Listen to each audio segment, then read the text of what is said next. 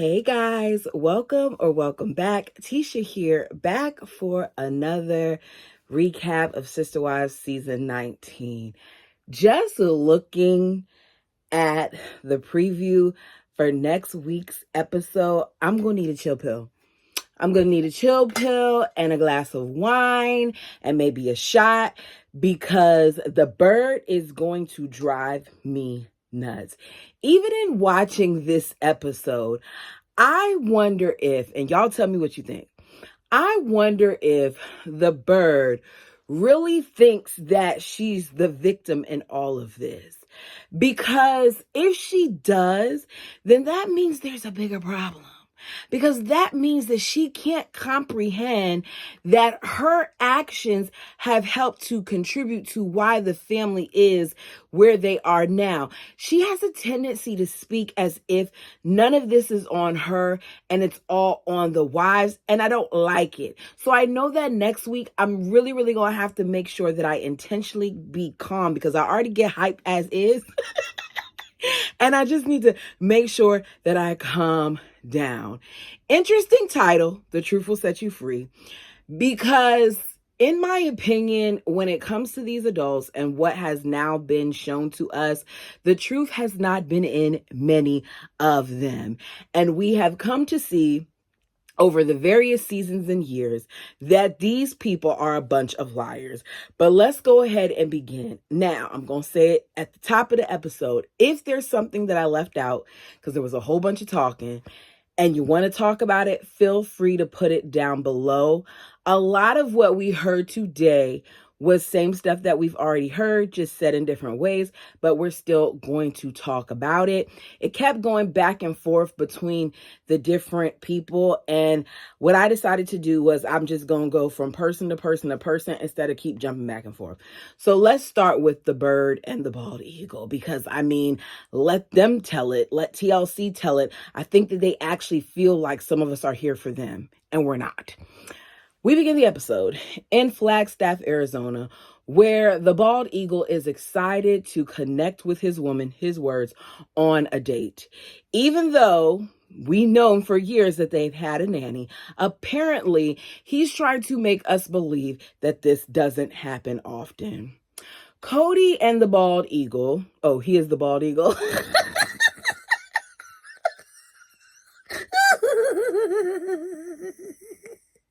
Kody and his bird. Kody and his bird are pretending like they haven't been on multiple dates over the years in the past 10 years.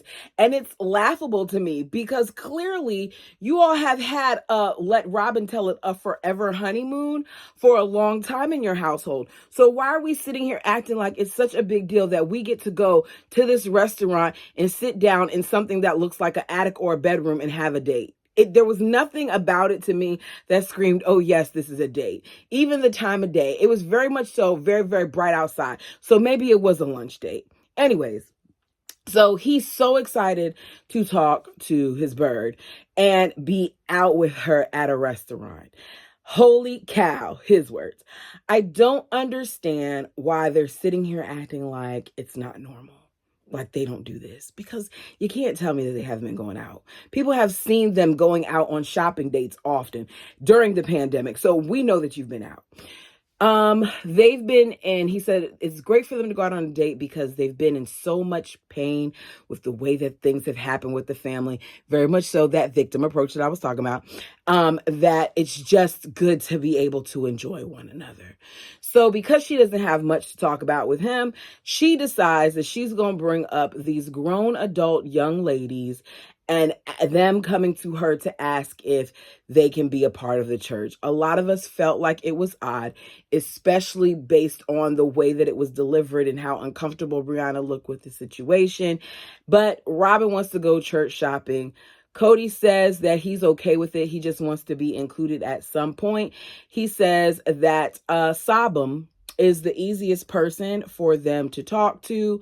We find out that their church feels like plural marriage is a requirement. No shock there. I mean, this is the thing that gets on my nerves. We keep getting told stuff like it's new information to us when you said it to us so many times over the years.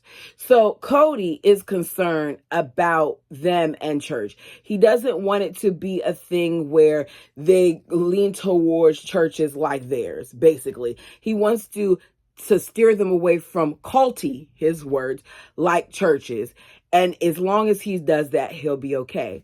So my question is, at what point did he decide that his church was somewhat cult-like?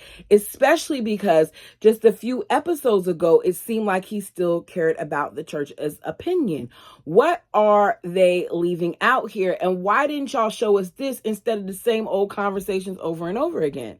He feels like religion comes with a lot of pressure, and he's been spending a lot of time losing his religion while he's been finding his faith.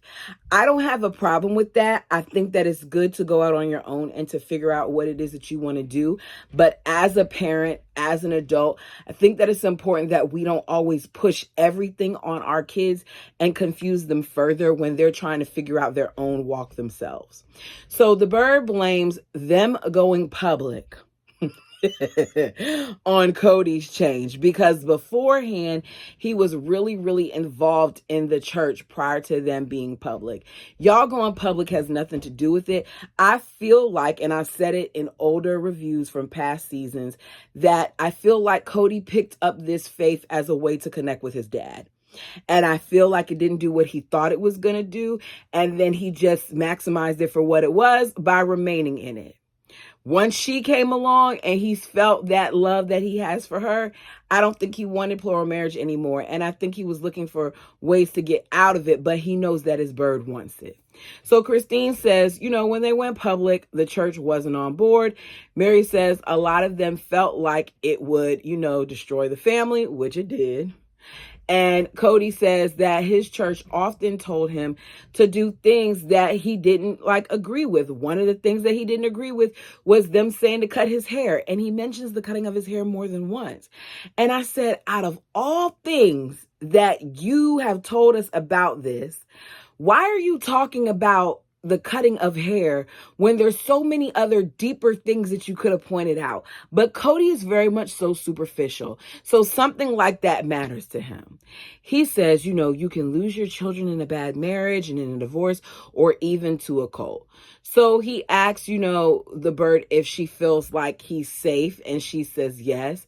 She does feel like Kody gets intense, though, with the topic of religion. And Brianna and Aurora, in their interviews, they kind of chuckle. First time we see a genuine smile from them kids in a while. And they say that, it is intimidating when they talk to him, but he doesn't realize it because he gets so passionate about it. Aurora says, when it comes to stuff like this, I tend to talk to my mom, but my dad and my mom have differing opinions. Kody says overall, whether they decide to follow Buddhism or whatever else, his major thing is that they grow in love. And now all of a sudden, the bird feels like the kids need to find their own way. I said it last time. She didn't feel this way before. She had a lot of nasty things to say when Maddie had brought this type of finding their own way thing up in Vegas, but now she's changed. Maybe she's evolved. Doesn't really seem like it to me. I'm kind of wondering why all of a sudden you've come to this approach and why production didn't ask you what changed your mind, because prior that's not the way you felt about it. They don't ever ask the questions that matter to me. They sit there and talk for hours upon hours, because we got a lot of hours of this footage where they're asking them the same stuff over and over again. And there's key things that they mentioned that you should have been asking them about. So Kody says wherever they go, that he's going to eventually go there and have his Bible open in hand to make sure that whatever the person up top is saying matches up. He wants them to be challenged enough so that they can learn to talk to God. The fact that y'all haven't been going to any church for all these years, I would hope that if that's what they want, that they've began to cultivate their own relationship. And it kind of seems like they have. The bald eagle says that, he would be okay with his kids, because Robyn talks about them finding guys at church. He would be okay with his kids going to the Church of Jesus Christ of Latter-day Saints for a cute boy. I said, okay, so does he want them to be Mormon? Like, I don't get it. He just doesn't seem to want his daughters with Robyn to go into polygamy. So Kody says he's more open to this because the closed-mindedness of his last situation caused a lot of heartache. And I would like them to talk more about that, because fix it. But he's not going to, because he says things and they don't dive into it like I want them to. The Bird says that, I know Kody doesn't have positive opinions about our church. I've heard it a lot. I've heard it a lot over the years, but we haven't.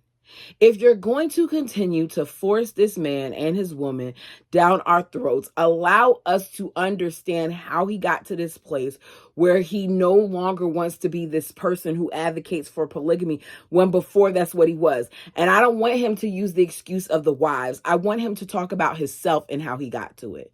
So Kody wants to make sure that his little birdie doesn't go to church too long without him, because the Bird is just a guy magnet. Like, everybody wants her. I mean, if you say so. He said that, he got so caught up.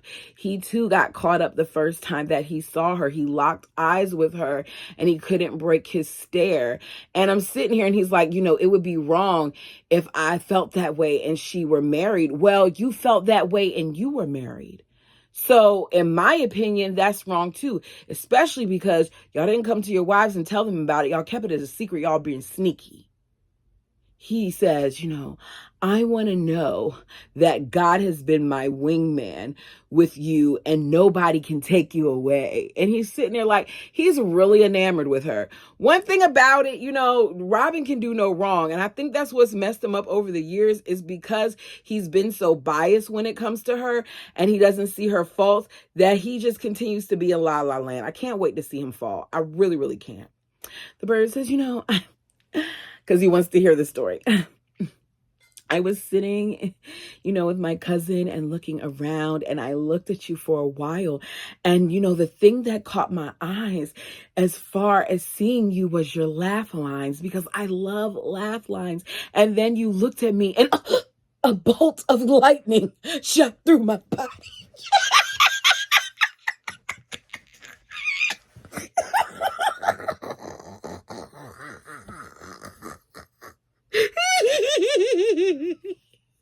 They love to use this bolt of lightning talk. Like, oh my goodness, it's just, I don't want to feel a bolt of anything shooting through me.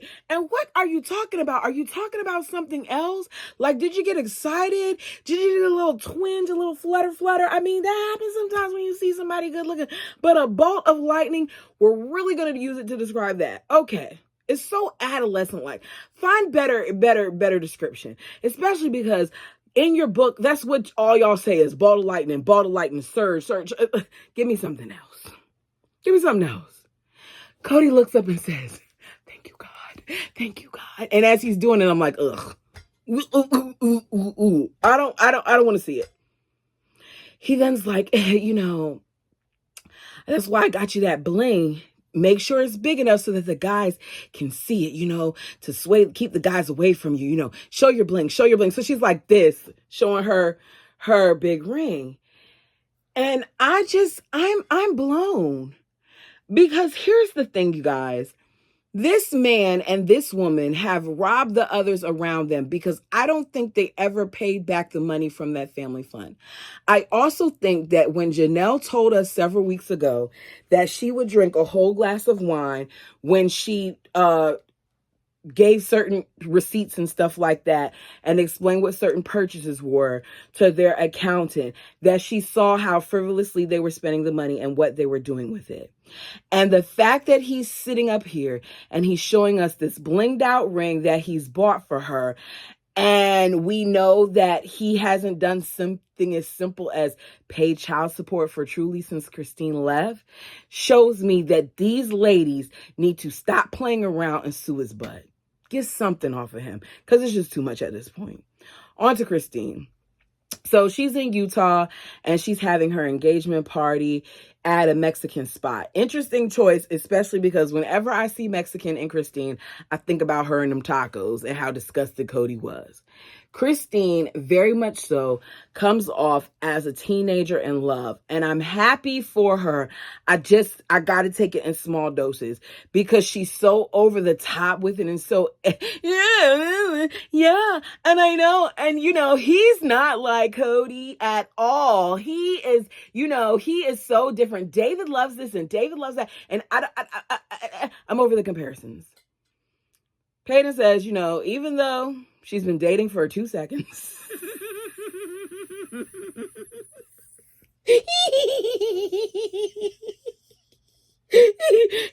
He's happy for her. I said, how do you shade her and then say that in the same sentence? But that's what he did. So Janelle and my favorite Hunter are there along with Christine's other kids.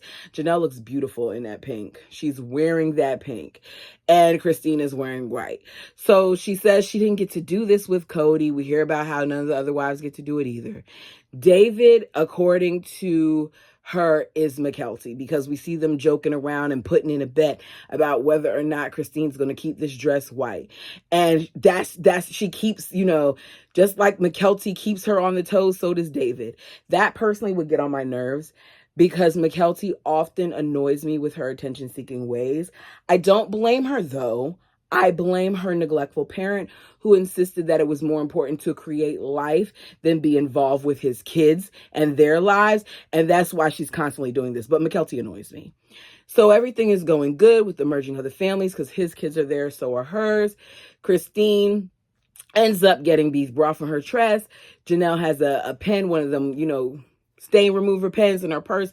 She tries to hand it to her and let her get it off before David can see. And of course, McKelty brings attention to the fact that she's doing it. And David wins $5 because Christine messed up her white dress. We're told again about how much deeper of a love Christine has for David than the bald eagle. Do y'all feel like she keeps saying this because production is asking her, or if she's saying this because she's trying to rub it in Kody's face? Because I'm torn. I really am torn. But y'all let me know what you think. We see Hunter. He is looking at people's food and sees somebody's shrimp, and David's shrimp, I think it is, and wants some of the shrimp. And David talks about how, he never shared food like people like this prior to, being with this family, because this family shares food. And then Hunter gives him a hard time about being stingy, and they laugh about it. I don't have a problem with sharing my food with people at the table. I do it all the time with friends and stuff like that. All of us will get different appetizers and try each other's things. My problem is don't stick your fork in my plate before asking. That's my only request. I'd be like, oh, can I try that? And get your clean fork, because mouths are dirty. Get your clean fork that you haven't put in your mouth yet and utilize that. Yes, I said that. That's the end of that. On to Meri. I gotta adjust for Meri. Pardon me as I adjust, because Meri. Y'all, I have a hard time with Meri because Meri has me go through all types of emotions while I watch her. So despite Jen disliking Vegas because of the amount of people and the heat, Meri is dragging her with her to Vegas so that they can film this scene, right? And because the last time Meri was there, it was painful. I thought she was there a couple weeks ago to talk to Brandy. Why was that painful then? I don't get it. Or was she saying it was painful like when she lived there? I don't know. So they go to her friend Brandy's house and they discuss Kody again. Calling Kody her ex feels weird to her. She had a lot of false hope because of the misleading conversations. We hear about this list again of the things that Kody wanted Meri to do before he would start working on his relationship with her. And I don't want you to keep referring to said list if you're not going to tell us what is on that list. I also hated the way they edited this episode because it was a bunch of going back and forth. I don't like Meri's storyline. Her entire storyline apparently is going to be her sitting around with different sets of friends talking about Kody. We went from one sitting at the table one week, sitting on a couch another week, sitting at the table again, talking to Jen. Now we're sitting here on the couch again talking about Kody. Does Meri not have anything else going on worth talking about? Meri went to an entire country, and we didn't get to see footage of that. Instead, we get to see her sitting on the couch having conversations about Kody that we've heard so many times in so many different ways. Y'all have got to do better. Meri tells Brandy that once she got her release, that he asked her why she did it so fast, and if she had a guy on the side waiting. The way that I would have lit his butt up if he would have said some stuff to me like that. The way I would have told his bald-headed tail some stuff about himself if he would have asked me a question like that. Like, why does everything always come down to a guy? It was the same thing with Christine. It's not about another guy. It's about you and how badly you treat these women, and how it's just easier for you to say it's something else other than you're a piece of you know what. So she says she told Kody, at this point, you're not interested in me. And then she tells us, so, why would I sit around for another 10 years, dumbass? Meri, I need you to stop acting like you so gangster, like you just... like you're about that life when you're in the confessional. Have that energy that you have in the confessional in his face. Matter of fact, have it in his bird's face. I would love to see them actually confront one another and show that they got a backbone, then sit on a couch in a confessional and talk junk there. All right? She says she doesn't understand why she goes out of her way to be nice after the things that he said about her. Nor do we, especially after this text. Y'all, I'm going to read the text. She said, after she told him about the release. Hi, Kody. Just wanted to follow up from the text I sent a couple of weeks ago. Just wanted to let you know that I had a conversation with leadership in Utah today, and the official release was granted. I'm brokenhearted that our life came to this. I always love and respect you. Oh, no. I will always love and respect you. Will you? Thank you for the many years of joy. I hope you truly will have peace now, and I release you from any responsibility or worry about me. I got this.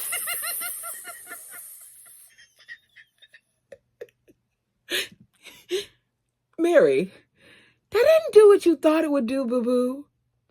He probably sat there, read that text message, and showed it to Robyn and laughed his bald-headed tail off.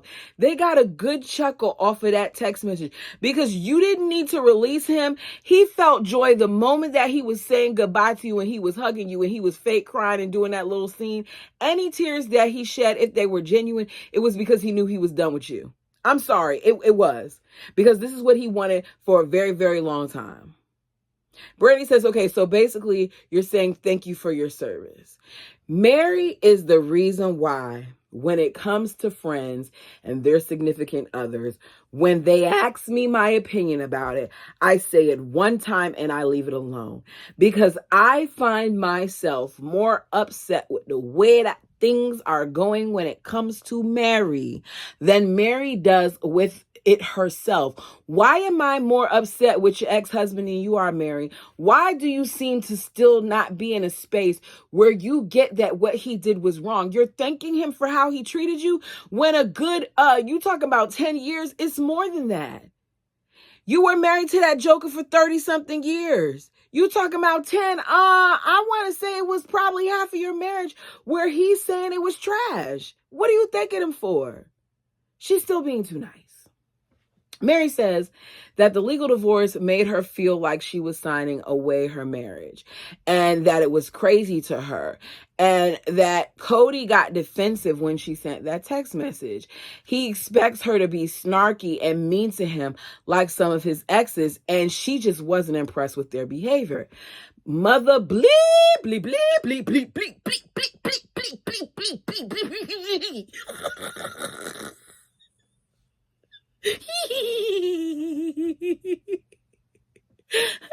What are you trying to act like you're so much more superior than the other ladies because you didn't sling any mud?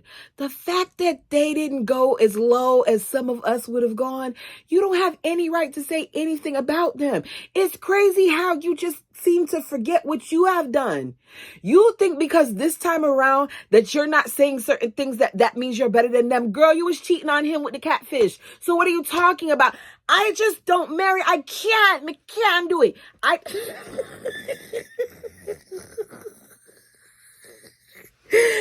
gotta calm down. Chill pill. I just can't. I like, come on.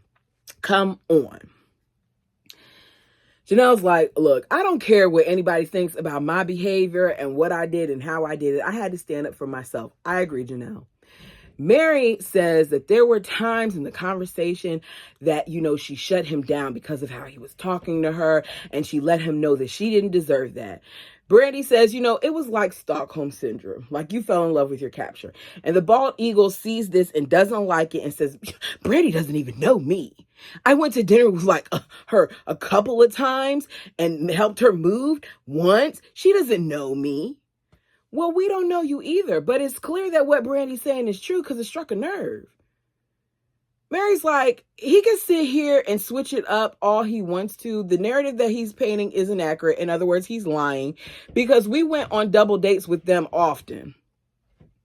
Why aren't we surprised that Kody's changing it up? And when did that change? When did y'all stop double dating? Because at some point, Meri, he was done with you. So Kody feels like Meri at this point doesn't need to trash talk because her friends are doing it for her. I don't understand why, because she's speaking truth, he always feels like if people speak truth about him or if they speak negatively about him, then it's trash talking. No, it's just them speaking their truth. Trash talking would be really revealing the stuff that you do. So Meri again says the reason why she stayed so long was because of her commitment. Brandi feels like she used to defend him when people talked about him, and now she just wishes she didn't. Meri then tries to talk about how he helped her move, and Jen's like, it was so weird to me because he became very emotional, and I felt it, and I just was confused because I wonder, if it was, him thinking about him leaving or what, considering all the different things that he said over the years. She's like, you, Meri, were so much more patient and forgiving than most people would be. They then talk about how he favored Robyn, and Meri doesn't feel like the bird moving into the family was her intentionally kicking the wives out. She feels like Robyn saw what she wanted and she went for it. I don't think that her point was to kick them out, but I do think Robyn wanted to be the favorite wife. I think a lot of them wanted to be the favorite wife at certain points, but I think Robyn was willing more to have her time cut into the others and to put herself above the others, and she didn't hide it. Now, Kody doesn't see it, but she didn't hide it with the wives. We then hear about COVID, and Brandi says the bottom line with COVID was that there was favoritism there. Jen says, it was 2 years of Meri doing what he said for these protocols, just for what? Meri said, look, there were times where I was reaching out to Robyn and it wasn't being reciprocated. And I just stopped, reaching out because she wasn't reaching out. She said she also was disappointed when it came to her mother's funeral because Robyn didn't go, but Janelle did. Meri says she was hurt, but she understands it. And the bird's like, I couldn't go because Kody went and the both of us couldn't be quarantining. I missed a lot of things because of that. I missed my dad being in the hospital and going to see him because he was sick. And I missed the birth of Avalon. And I would have been there having it been COVID. Okay, if you say so. So you would have been okay with having an opportunity to see your father, and your father, I don't know. I'm going to leave that alone. I just don't trust the bird. So Jen says that she's always said that she would be there for Meri, but there's been so many instances where she hasn't. And Meri was the one who was overextending herself. She feels like all of them, which I agree, contributed to the downfall of that marriage. Meri said Oh, not Meri. Jen says that Meri did a great job of staying out of everybody else's marriage, but they didn't do the same. And the subject of the conversation on Coyote Pass when they were leaving comes up, and how Robyn was sitting there all involved in the conversation. Even now, when she talks about it, she feels like throwing her cup at the wall. Y'all remember that whole situation. Basically, it became about them trying to have a talk and Meri having this moment, and instead of it being about Meri, it was about Robyn because she was boohoo crying. So I'm sorry. I just gotta walk. I gotta walk. I'm sorry. Like she just had to be there for that conversation. But that's also Meri's fault because Meri always included her on everything. So Meri starts laughing. I hate how uncomfortable Meri gets when it comes to certain conversations. And I think so that her laughing is a nervous situation where it distracts you from paying attention to her true emotions. So she talks about how Kody basically was more focused on how hard it was for them to have that conversation for Robyn. How Kody said, poor girl, that talk just wrecked her. And she's like, oh, it was hard on me too, Kody. She's like that he often discounts her and the fact that they started to the family together and he just focuses on Robyn. I think that summarizes your whole marriage. Is that once certain people came along that you no longer were the focus. Brandy said, maybe she'd be threatened if she met a girl that cries all the time. We then see them go look at the house that they stayed. I don't understand the significance of this. I'm with Janelle. Janelle says over the years, a lot of them have gone back and looked at this house. I myself have not gone back. I had no interest. Once we left, for me, that chapter was closed. Meri then tells us that she's feeling anxious and weird. She doesn't want to be there long. She says, it's cool, it's awesome, but I'm beyond it now. And that's how it ends with her saying she's been married once and divorced twice. She's an anomaly. No, she's not.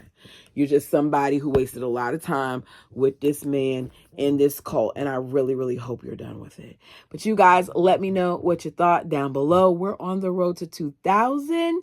If you haven't done so already, please like the video as it does help me get in these Sister Wives algorithms. I'm trying and I don't feel defeated. We're getting there slowly but surely. And my 2K is coming. I see it.